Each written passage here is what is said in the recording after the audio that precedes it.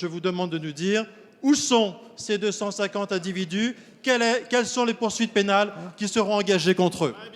Merci. La parole est à Monsieur Bernard Cazeneuve, ministre de l'Intérieur. S'il vous plaît, allez, retrouvez votre calme.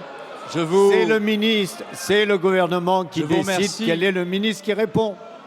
Vous le savez. Allez. Monsieur le Président, Mesdames et Messieurs les députés, je voudrais d'abord vous remercier pour la chaleur de votre accueil qui me va droit au cœur. C'est toujours agréable, sur les sujets les plus importants qui devraient appeler le rassemblement le plus grand, que de voir des polémiques inutiles poindre. Mais la lutte contre le terrorisme, vous le savez bien, Monsieur Marleix, c'est un sujet qui appelle l'engagement de nombreux ministères. Et sur la question de la lutte contre le terrorisme, le ministère de la Justice et le ministère de l'Intérieur, comme en témoigne l'excellence des relations entre le parquet antiterroriste François Molins et les services de police, agissent de concert. Alors vous me posez une question extrêmement précise et je vais y répondre. Il y a 250 personnes qui sont revenues sur le théâtre des opérations terroristes.